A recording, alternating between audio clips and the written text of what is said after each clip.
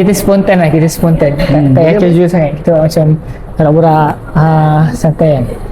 Okay. Ini nampak full ke nampak half? Half kan? Half kan? Okay.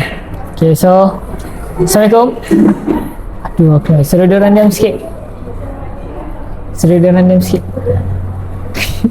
Ini terlalu. Okay, Assalamualaikum. Welcome back to our podcast untuk episode yang kedua dengan tetamu khas kita, Cikgu Hadi. Okay, so sebelum kita start kita punya conversation, kita punya perbincangan kita punya borak-borak santai, kita kenali dulu siapa tetamu kita. Okay, so boleh perkenalkan diri Cikgu? Okay, nama penuh saya adalah Muhammad Hadi Muhammad Isam, dan saya merupakan pelajar mahasiswa di Universiti Pendidikan Sultan Idris, memegang ijazah sarjana perguruan pendidikan kimia dengan kepujian, dan sekarang saya berkhidmat di SMK Taman Bunga Raya 1 sebagai guru praktikal di sekolah ni untuk mengajar subjek kimia dan sains. Okay, so macam yang kita dengar tadi, Cikgu Hadi ni mengajar subjek kimia, subjek kelas sains tulen kan, kelas susah mai sains tulen, subjek kimia pula tu. Jadi bukan calang-calang orang yang kita ajak hari ni. Seorang guru yang mengajar subjek kimia, yang salah satu subjek yang susah juga, yang subjek killer bagi pelajar kelas A kan. Okay, so kita start dulu dengan soalan pertama kita. Okay, macam yang kita tahu, bila seorang guru mengajar kan cikgu kan, bila kita mengajar, lagi-lagi cikgu yang baru first time kan, nak mengajar murid, macam mana cikgu manage pelajar-pelajar yang jenis tak siap kerja ke, ataupun yang jenis nakal-nakal dalam kelas kan, macam mana cikgu hadap dia orang? Sejujurnya sepanjang saya kat sekolah ni memang itulah saya ada mengajar 2 kelas, dan dua-dua kelas tu mempunyai perwatakan yang berbeza dan juga personality yang berbeza lah setiap pelajar tu. Jadi apa yang saya nampak bila dari segi kenakalan apa semua tu, ada masing-masing mempunyai kenakalan dia yang tersendiri. Kelas ni dia ada sifat dia sendiri, kelas ni sifat dia sendiri. Jadi saya memegang konsep kita tak boleh nak samakan kelas ni dengan kelas ni, sebab dua-dua kelas tu berlainan. So berlainan jugalah diorang punya cara diorang untuk diorang belajar. Jadi bagaimana untuk saya nak atasi benda tu, dia bergantung kepada penerimaan pelajar tersebut kan. Sebagai saya seorang yang first time mengajar ni, kadang-kadang biasalah, kadang-kadang kita bagi kerja kan, kadang-kadang ada juga pelajar tak buat sebab diorang kata apa, mungkin diorang kata cikgu praktikal. Jadi macam mana kita nak atasi benda tu, kita tackle dengan cara yang kita boleh ambil hati diorang. Contohnya macam ada satu kelas ni, untuk kelas yang saya boleh katakan dia kelas pertengahan lah. Jadi kelas ni memang kalau saya bagi kerja yang banyak, diorang memang tak boleh nak buat. Daripada situ apa yang saya buat ialah saya mungkin akan bagi soalan 1 sampai 3 soalan saja, suruh diorang jawab and diorang hantar pada time tu juga. So bila saya buat macam tu, lama-lama diorang appreciate benda tu, diorang buat. Sebab diorang tahu 1-3 soalan tu walaupun tak banyak, at least diorang dapat sesuatu. So kita tak target apa yang kita ajar 100% tu jugalah budak dapat. At least sikit apa yang diorang dapat hari tu pun kita dah rasa sangat-sangat bersyukur, menunjukkan yang diorang ada faham apa yang kita mengajar. Itu untuk kelas pertengahan lah. Untuk kelas yang ada satu lagi tu, saya ajar kimia. Saya ajar kimia dan saya ada juga bagi homework ataupun kadang-kadang saya macam mana, kadang-kadang saya minta diorang buat itu ini, aktiviti, dan diorang buat. Untuk kelas yang satu lagi ni, kelas kimia ni, sebab kita tahu budak-budak kimia ni adalah budak-budak yang mereka nak belajar. Jadi saya tak boleh samakan dengan kelas yang pertengahan tadi tu. Sebab pertengahan tadi tu diorang ambil sains. Okey, so untuk kelas kimia saya kena kuatkan pemahaman diorang. Jadi saya tak boleh bagi 1-3 soalan. Sebab apa? Sebab nanti dalam SPM soalan kimia dia tak akan keluar soalan yang direct. Jadi macam mana untuk nak saya tackle tu pula? Saya kena keep bagi diorang latihan ataupun saya tekankan diorang.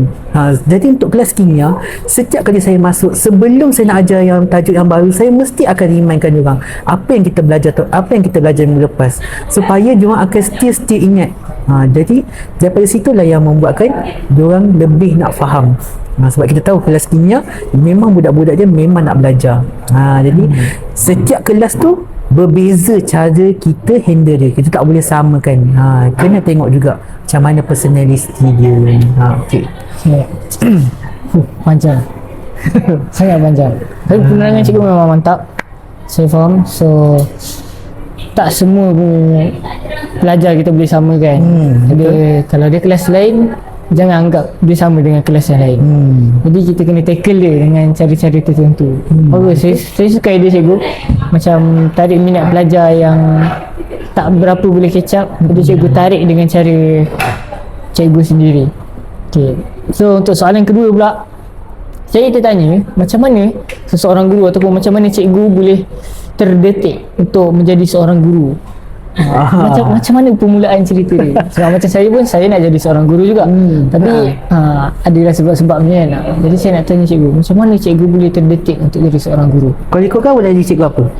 Kalau ikutkan saya nak jadi cikgu pendidikan Islam. Alhamdulillah, bagus.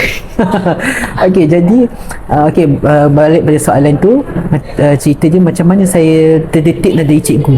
Sebenarnya cerita dia panjang sebenarnya kan. Sebenarnya masa dia berlaku bila saya sekolah menengah. Okay. Bila saya sekolah menengah ni, saya ada seorang kawan saya rapat jugalah.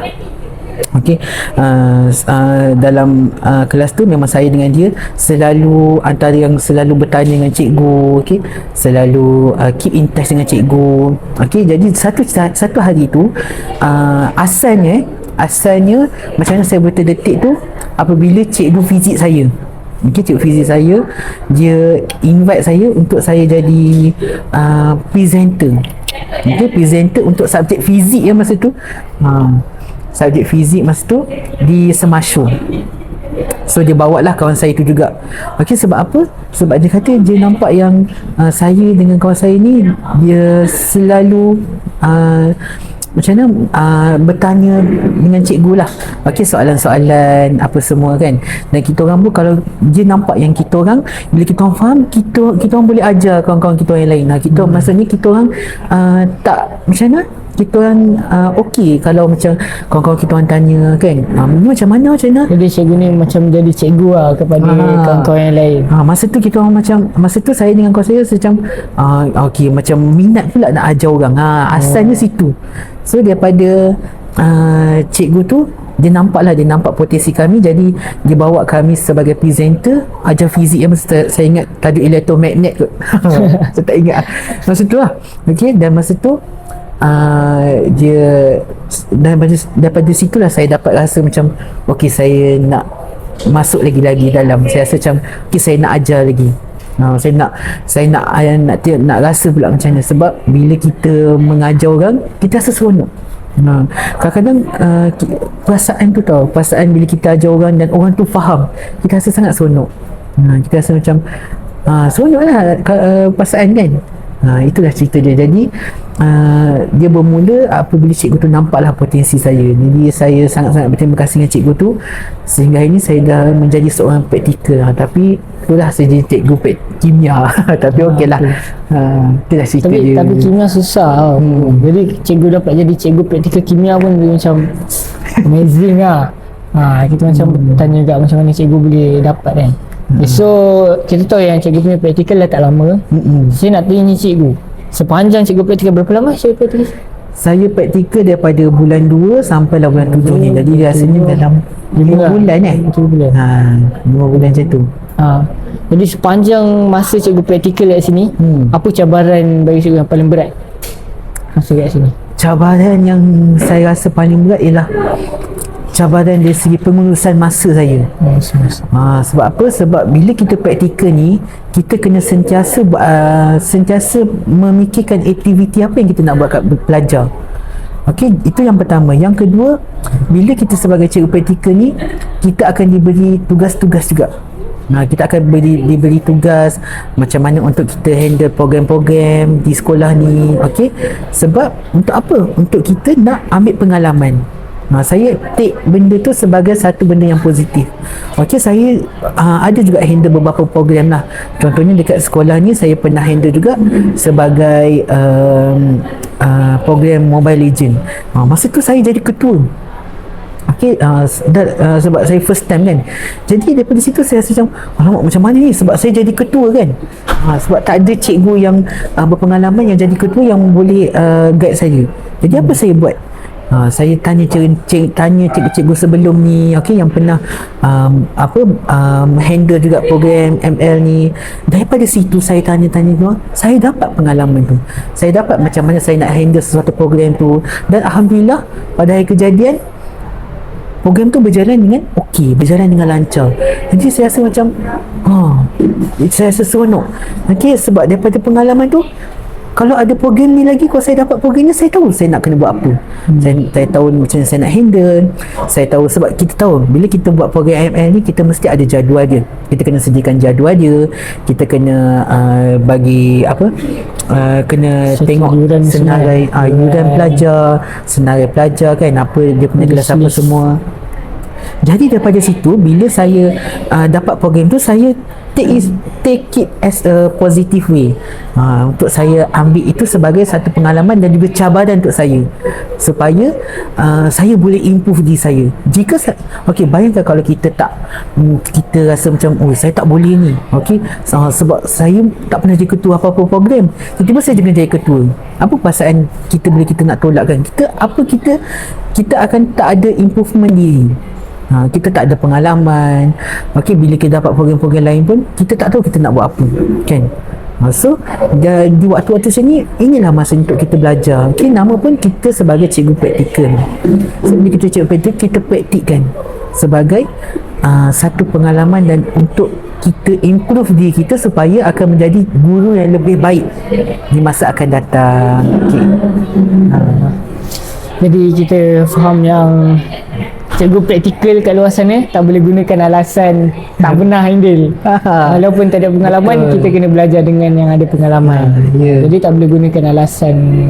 Tapi saya ada dengar juga kawan saya tu, dia lagi, bagi saya dia cabaran dia lagi bagus lah. Sebab apa? Sebab dia kena buat kertas soalan. Dia kena buat kertas soalan. Bayangkan dia tak pernah mengajar kelas tau, dan dia tak ada orang kata satu format macam nak buat kertas soalan tu. Tiba-tiba dia dapat satu arahan untuk dia buat kertas soalan. So nak tak nak dia kena terima lah kan, dan dia terima. So pengalaman untuk dia. So saya pun akan tanya dia, macam mana awak buat kertas soalan? Betul tak? Sebab kita tak pernah buat kertas soalan ni, kita tak tahu. Tapi sebabkan dia tahu kertas soalan, dia tahu prosedur. Ini nak kena buat apa, berapa pemberatan markah dia, berapa nak bagi student, apa aras-aras soalan yang sesuai untuk kita bagi kat student. Macam tu. Lagi susah. Lagi susah kan? Macam tu. Okay. Apa ya soalan lagi pasal ni apa perasaan cikgu masa mula-mula masuk sekolah sampailah sekarang? First impression cikgu masa mula-mula masuk sekolah ni, and perasaan cikgu sekarang. Okay, first saya masuk sekolah ni, saya rasa sekolah ni sangat amazing tau. Sebab apa? Amazing. Sebab saya terkejut tau. Saya terkejut dari segi banyak perkara. Antara perkara saya terkejut ialah dari segi dia punya facility. Sekolah ni bangunan dia sangat unik tau. Daripada banyak-banyak sekolah yang saya pernah pergi, sekolah ni antara yang besar. Okey, dan saya terkejut juga. Sebab saya ingatkan saya pergi kat bawah ni alas bawah. Biasanya atas, rupanya sana jadi alas bawah. Dia berbukit kan. Dia baru saya tahu. Dia lewat lagi yang bawah. Itu satu. Satu, sekolah ni besar dan seronok. Dia punya fasiliti, dia punya kelas dia tu sangat besar. Saya suka dengan kelas ni. Yang pertama. Yang kedua, pelajar kat sini sangat okey. Attitude dia orang sangat baik. Sebab kelas sebelum ni, sekolah-sekolah sebelum ni yang saya pergi, kebanyakannya pelajar memang kurang lah, kurang attitude, maksudnya dari segi dengan cikgu praktikal tu diorang kurang macam mana, dia kurang ni sikit lah, kurang kita macam mana, Tak bergaul sangat. dia anggap kita ni sebagai orang biasa, kawan lah kot Kalau macam dekat sekolah ni anggap juga kawan, tapi ada rasa hormat dia sebagai cikgu praktikal. Jadi saya rasa macam sekolah ni memang antara sekolah yang bagi saya okey, sampai saya rasa pun saya tak nak pisah dengan sekolah ni. Macam tu. Dengar tu. Sebab ada yang kata kan sekolah ni tak bagus apa semua kan. Kita bawa wakil cikgu praktikal ni. Bagi tahu sekolah ni bagus. Sekolah ni sangat bagus. Okey, pelajar-pelajar memang nak belajar, memang banyak bertanya tau kepada cikgu praktikal. Itu adalah salah satu contoh yang pelajar nakkan ilmu. Itu yang kita nak. Pelajar tanya. So, sangat seronok. Okay, kita tahu yang macam kita dengar ada cerita cikgu kan. Cerita pasal cikgu-cikgu yang ajar cikgu kan, congkil bakat cikgu untuk menjadi seorang guru yang mendorong cikgu kan. Ada tak kata-kata nasihat daripada dia ataupun daripada pensyarah cikgu yang cikgu ingat sampai hari ni? Okey, daripada cikgu ada yang cikgu tu lah saya panggil, saya ingat nama dia Puan Jamilah. Okey, Puan Jamilah tu dia nampak saya sebagai seorang yang boleh mengajar orang, jadi saya rasa sangat bersyukur dengan dia. Okey, disebabkan dia saya jadi cikgu praktikal hari ni. Jadi saya sangat berterima kasih dengan dia sebab dia beri peluang kepada saya untuk saya pengalaman. Itulah saya cakap pentingnya kita ada pengalaman. Sebab apa? Sebab saya pun cikgu praktikal saya mula pun disebabkan oleh apa? Disebabkan oleh adanya cikgu yang beri saya pengalaman untuk saya mengajar orang. Jadi bila saya ada pengalaman, saya rasa seronok bila saya dapat ajar orang lain. Tak nervous sangat kan. Daripada situlah jadi edited. Sebab itulah pengalaman itu sangat penting. Jadi apa yang cikgu Jamilah cakap kat saya ialah yang saya ingat lah. Okey, dia kata kat saya, kalau kita rasa kita mampu nak ajar, kita nak mampu nak buat sesuatu, kita buat. Kita buat saja. Okey, dan satu lagi daripada kata-kata daripada cikgu pembimbing saya kat sekolah ni, mungkin nama dia Cikgu Nuraini. Okey, Cikgu Nuraini pun adalah salah satu penguat saya kat sekolah ni. Sebab apa? Sebab selalunya sebelum saya nak ajar kelas kimia saya akan tanya dekat dia, cikgu hari ni nak ajar apa, cikgu hari ni nak kena buat apa, perlu ke saya buat ini, perlu ke sini. Jadi Cikgu Nuraini sangat membantu saya dalam menguruskan sekolah ni, atau dalam menguruskan terutamanya pelajar kelas kimia saya. Jadi saya rasa macam saya sangat suka dapat cikgu pembimbing tu, Cikgu Nuraini. Dan saya ingat lagi satu kata-kata dia. Okey, kalau awak dapat apa je, awak jalan je, awak buat je. Kalau awak jadi cikgu kimia, awak dapat tajuk ni, awak buat je. Kalau awak kena cerak pada hari tu, awak buat je. Sebab apa? Sebab itulah, daripada pengalaman tu, lama-lama kita dah boleh tahu. Kita dah tahu dah apa kekurangan kita, apa kelebihan kita bila kita buat sesuatu kan. Sebab kita dah ada pengalaman, jadi kita dah boleh nilai diri kita. Okey, adakah pada hari itu kita dah buat yang terbaik ataupun tidak? Kalau tak terbaik, apa yang kita akan buat untuk masa akan datang? Itulah nama dia improvement. Kalau selagi daripada awal kita tak cuba, bila kita nak dapat pengalaman, bila kita nak improve diri kita? Macam tu. Jadi keyword paling penting cuba adalah keyword yang paling penting. Walaupun kita tak mampu, kita cuba dulu. Kalau contoh rasa macam kimia ni susah, cuba je. Cuba daripada buat 10 soalan, cuba 3 soalan. Rasa susah juga 3 soalan, cuba sehari 1 soalan. Kalau tak boleh juga, cuba yang paling senang, soalan yang paling senang.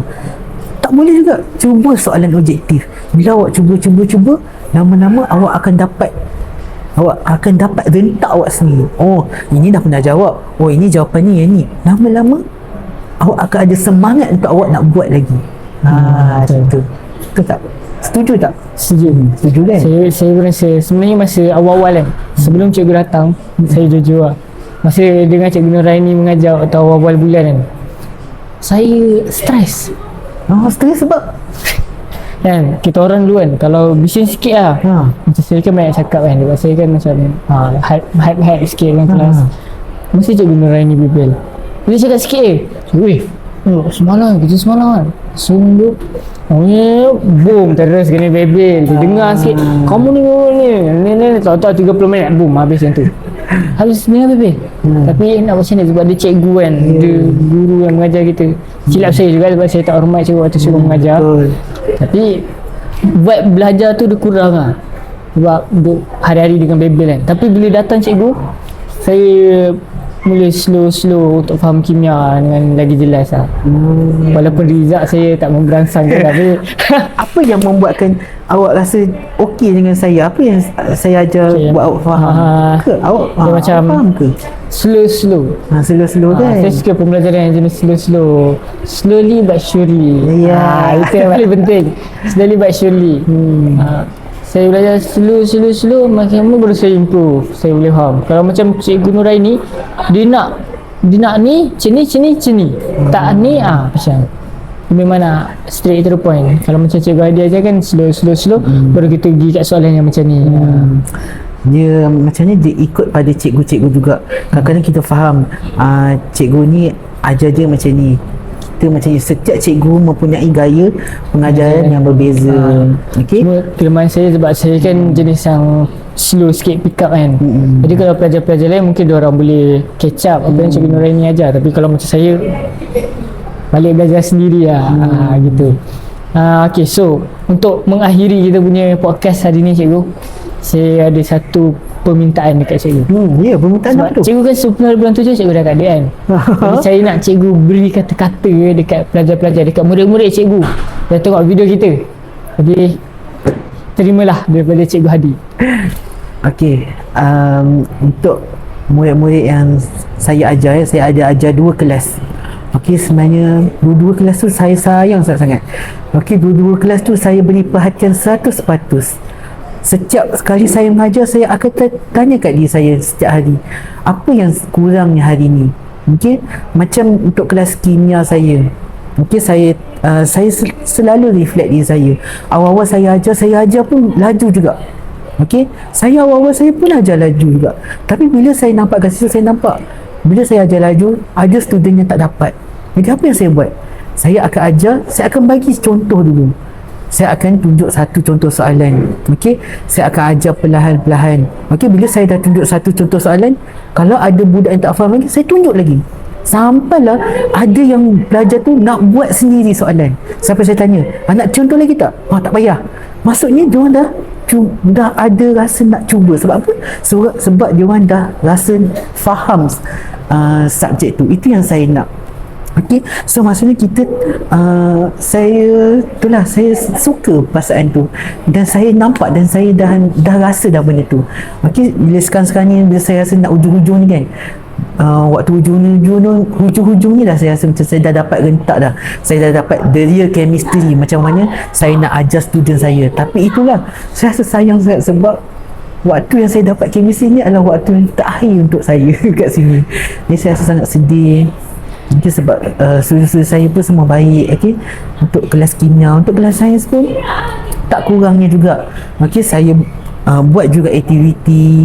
Okay, saya berikan juga pengajaran juga, berikan soalan setiap kali soalan supaya mereka faham. Okay, walaupun diorang faham sikit je, tapi benda tu bermakna bagi saya. At least diorang faham daripada tak faham langsung. Okay, dan student-student dan juga murid-murid saya pun dia sangat appreciate saya. Okay, dia nak kata kurang ajar tu tak ada, saya tak ada rasa benda tu. Okey, siap tanya lagi, cikgu tak nak ajar ke? Cikgu tak nak ajar. Memang saya rasa macam saya rasa sedih lah. Saya rasa, jadi apa ucapan saya kepada pelajar-pelajar saya untuk kelas kimia dan juga sains, saya nak ucapkan awak buat yang terbaik, sebab nanti tahun depan awak SPM. Cuba untuk menjadi yang terbaik, cuba untuk banggakan ibu bapa. Bukan juga banggakan ibu bapa, sebenarnya banggakan diri awak. Jadi jangan awak anggap SPM ni adalah satu benda yang stres. Okey, awak cuba ambil ini sebagai satu ilmu. Okey, awak amalkan ilmunya. Awak jangan ambilkan pengajaran ini sebagai satu benda yang stres. Okey, benda ni, ilmu ni penting untuk apa? Untuk improve diri kita. Bila kita tahu sesuatu ilmu tu, apa yang kita akan buat? Kita akan amalkan. Ataupun lebih baik, kalau kita faham, kita ajarkan ilmu tu kepada orang lain. Supaya apa? Supaya kita pun akan dapat amal jariah. Sebab apa? Amal jariah tu sangat penting. Okay, sebagai seorang guru, okay, semua guru kat sekolah ni, okay, semuanya akan dapat amal jariah. So, berbuat baiklah kepada guru awak. Sebab apa? Guru awak yang memberi awak ilmu. Okey, berbuat baik. Okey, jangan lupakan hati cikgu. Tak kisahlah cikgu tu dia garang ke, dia baik ke, tapi awak kena hormat dia. Sebab apa? Sebab dialah yang beri awak ilmu. Okey, jadi ucapan saya ialah awak cuba yang terbaik. Okey, jangan putus asa. Kalau awak rasa subjek tu susah, buat banyak latihan. Atau tak boleh, tanya kawan. Ataupun learn something yang boleh awak rasa awak boleh buat. Okey, sebab itulah yang akan improve dia awak. Okey, dan ucapan terakhir saya sangat sedih, saya tak boleh. Okey, saya tak boleh nak beri kata-kata. Okey, saya mampu ucapkan I love you je. Dan kepada student-student yang bukan juga yang ajar saya pun nak ucapkan terima kasih. Kenapa? Kerana student yang bukan saja student saya, student luar-luar pun, awaklah orang pertama yang panggil saya cikgu. So sebelum ni saya tak pernah tahu. Okey, tapi disebabkan awaklah yang memanggil saya cikgu, maksudnya awak appreciate saya, kehadiran saya sebagai seorang guru, dan saya pun appreciate awak sebagai seorang pelajar sekolah ni.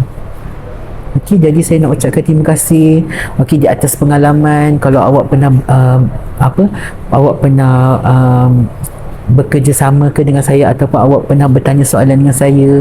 Okey, dan saya juga pernah meminta bantuan daripada awak. Saya nak mengucapkan terima kasih kerana awak juga membantu saya, memberi saya pengalaman kat sekolah ni. Okey, semoga urusan awak juga dipermudahkan oleh Allah, dan saya mendoakan ke semua pelajar saya cemerlang dalam SPM nanti. Bukan macam student saya saja, student juga, student Taman Bunga Raya. Okey, semoga SPM tahun depan semua result pelajar SMK Taman Bunga Raya semuanya akan dapat result yang cemerlang. Amin.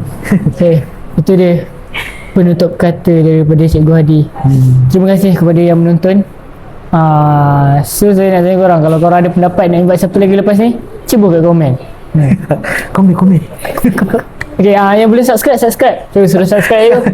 Subscribe, follow dan share. Let's go. Okay. Terima kasih, Cikgu. Terima kasih.